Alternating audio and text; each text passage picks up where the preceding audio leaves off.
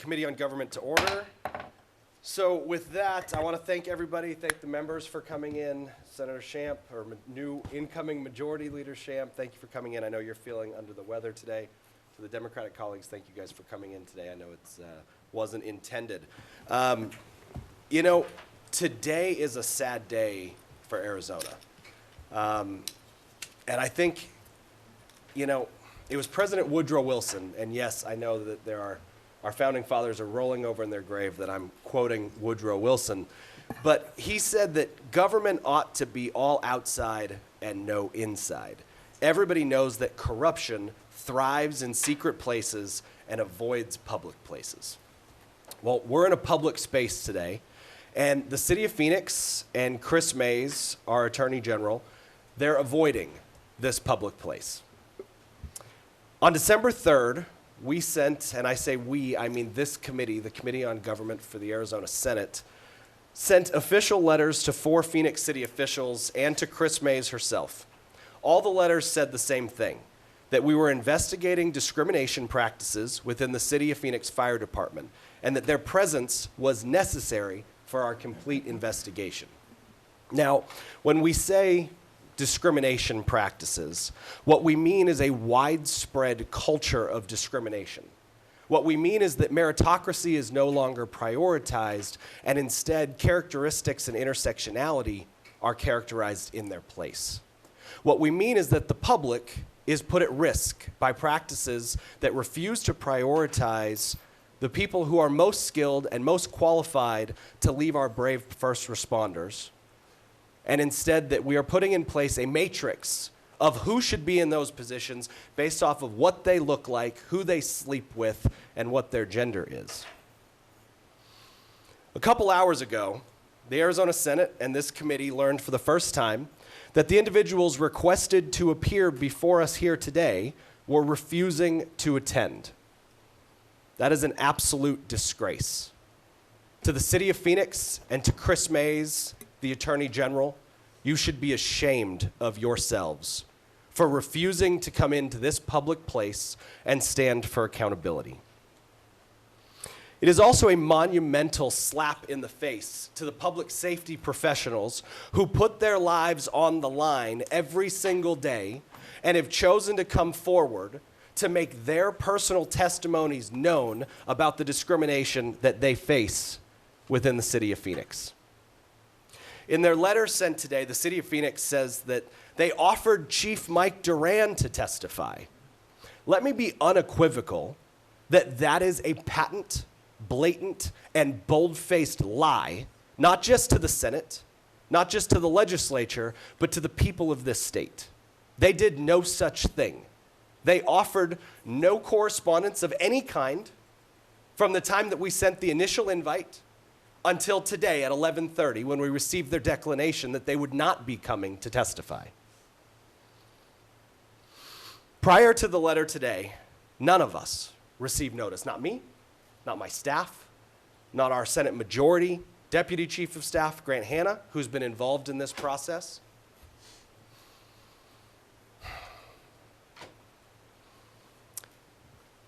You know, they offered us, in their letter today, they pretended to offer us Chief Mike Duran, who I think that's an interesting response from them, because by their own admission, he has no firsthand knowledge of the discrimination that we've uncovered. That's specifically why we invited subordinates. That's specifically why we invited the bureaucrats responsible for the discrimination. You know, not showing up is one thing. Just being a coward, that's one thing. But being willing to blatantly lie is another. And I find it interesting because their willingness to lie seems to be rather indicative of the pervasive culture of corruption that exists within the city of Phoenix. Knowing the questions that we would ask Kris Mayes today, and that her culpability would be unavoidable, she also sent a letter just within the last few hours. Imagine that, the coordination, declining to participate. Her variety of cowardice is really a horse of a different color, though. knowing that she had no good answers as to why she buried a discrimination complaint that disagreed with her own personal woke political ideologies, she blames, quote, stresses on the office's time for her inaction, for her refusal to show up. She says that, well, it was just too great of a stress on her office. You know, ironically, though, on the same day that we asked the AG to give us an hour of her time to discuss duties her office is statutorily required to do, that would be today, the Attorney General decided to hold a press conference with members of the media. So what's clear with Kris Mayes is that she will make time to get her name in the headlines, to get ink and column inches. However, she refuses to come in and stand accountable for refusals to do her actual job. You know, the Constitution, it grants individuals the right not to discriminate against themselves, to incriminate themselves, I should say. But that protection does not extend to governments. Based on what we've uncovered, this committee has uncovered, I absolutely understand why the city of Phoenix and Kris Mayes would choose not to show up. What we have uncovered shows direct culpability, and it shows a systemic issue of discrimination by both the city and an inaction by Kris Mayes. So rather than stand and be held accountable, they chose instead to cower and hide. There are three elements to our investigation here in the Senate. First, illegal DEI training within the city of Phoenix. Second, discriminatory promotion practices within the Phoenix Fire Department. And third, deliberative inaction by the Arizona Attorney General Civil Rights Division. All three of these are very serious problems.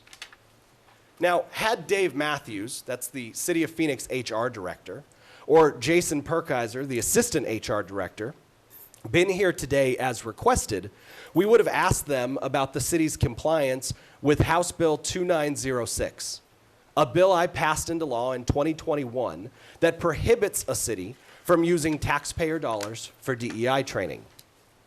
We would have answers to how their training program, and I have some examples of it here for you, how their training program that is written by a taxpayer-funded employee, presented by a taxpayer-funded employee, and delivered during taxpayer-funded work hours does not violate this law. We would have asked them how the city's required, quote, cultural competency programs doesn't break the second aspect of that 2021 law that cites cities cannot require employees to attend these types of discriminatory trainings. We would have talked about the disciplinary actions, the annual review demerits, or step-raise consequences that can result from failing to receive, quote, cultural competency points. We would have learned about the trainings contained in the cultural competency program. So that's this program right here. Like what is taught in the classes such as, quote, DNA, the anti-racist journey, close quote. Or here's another one, quote, the state of LGBTQ plus, close quote. Or, quote, DNA, so what are your pronouns, close quote. And maybe, just maybe, we would have learned how that relates to being a firefighter. Because I sure as hell can't see a connection. Maybe we also would have learned why those classes, as well as emails relating to DEI trainings, were removed from our whistleblowers' Phoenix HR accounts right after the committee agenda was published. Seems like an interesting coincidence, doesn't it? If the city of Phoenix didn't direct Tim Gamage, the senior assistant fire chief over fire HR, or Jason Rideout, deputy fire chief, to go missing in action today, we would have asked about the fire captain promotion process. We would have asked why official city emails, like the one we have right here, state that the fire department's preference for gender and ethnicity groups, along with the, quote, direct recruiting of women and minority candidates. Notice that it doesn't say we want the best qualified firefighters. We want the people who are best equipped to run into a burning building and save your family from imminent harm. No, instead, they've prioritized intersectionality as their top focus. We would have learned why transparency has been removed from the interview portion of the captain's exam, which is the only subjective element of the evaluation in which discrimination can take place. The other pieces of that evaluation process are objective, seemingly so. But we would have found out.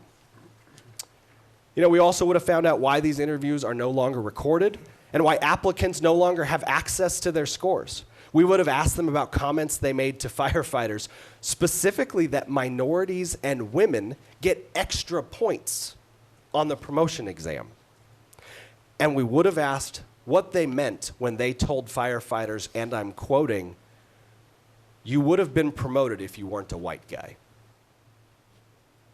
These are highly concerning allegations of widespread discrimination within the city of Phoenix.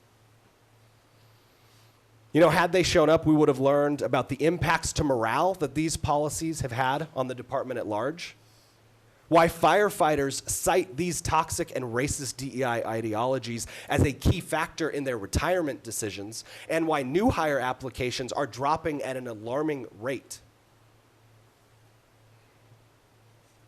You know, if Attorney General Kris, if she had shown up, we would have asked her why she buried a clear-cut discrimination lawsuit against the city of Phoenix and its fire department that was submitted by one of our whistleblowers last January. We would have learned why that case was reassigned after months of inaction to a new investigator. We would have asked why numerous calls from the firefighter to the investigator went unanswered, but the day after this committee's agenda was posted, the investigator decided to finally reciprocate communication. We would have asked how they intended to fully investigate the case before January, which, for all of you, those of you who aren't quite in the know on the timelines for the Attorney General, that's the deadline when the one-year shot clock for bringing an action expires. We would have shared insights from past civil rights section attorneys who said this degree of inaction was unheard of under past attorney generals, regardless of political affiliation. Listen, I'm obviously disappointed by this exercise in pathetic cowardice by the city of Phoenix and Kris. But the city and Mays shouldn't care that I'm disappointed. No, they should care instead about the message they're sending to the brave firefighters all across the state. We expect you to show up and walk or run into a burning building. We expect you to put your life on the line, but we won't show up to a committee hearing less than 1 mile down the street from our offices. We expect you to trust each other with your lives. But you can't trust us to select captains based solely on their skill, training, and ability to keep you safe. The city of Phoenix and Kris should care about the message that they're sending to taxpayers. Give us a hefty portion of everything that you make, every dime that you earn in a year. But when our work requires us showing up and being held accountable, we're going to be missing in action.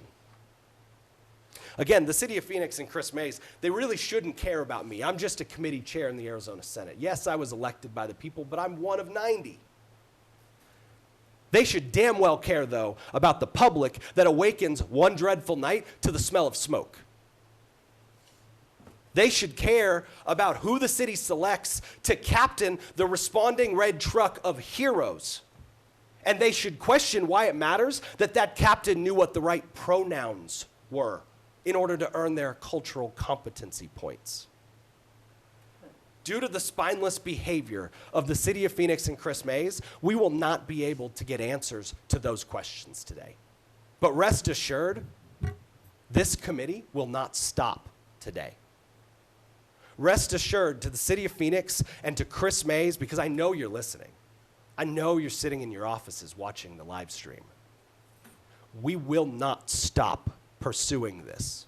You do not get to discriminate against the brave men and women who serve in our first responder community and be let off without accountability. You know, what's more, we've learned that the city provided weaponized questions to our Democrat counterparts in an attempt to discredit the courageous firefighters who put their careers on the line to blow the whistle about these discriminatory practices. Discriminatory practices that violate federal law going back over a half century. Discriminatory practices that violate state law going back over a half century. Discriminatory practices that violate laws passed as recently as just a few years ago. The city of Phoenix doesn't care about those laws. The city of Phoenix cares about their woke ideology. And it is putting not only firefighters' lives at risk, it is putting the public at risk. And we will pursue this, and we will get to the bottom of it. If the city will not allow the requested decision makers to stand for our questions, this committee will not enable their continued campaign of intimidation and threats against our whistleblowers by putting them on the spot, in the spotlight, here in front of everyone, without any ability to get the answers that are demanded and required from the City of Phoenix officials. We will reconvene the government committee when the city allows their testimony or the legislature requires it. If the City of Phoenix wants to get into a fight, we can have that fight. But I would recommend that they stand up and be held accountable and change these discriminatory practices immediately. You know, if they aren't culpable, which their absence here today demonstrates that they very well likely are, but if they aren't culpable, I expect no future attendance problems from them.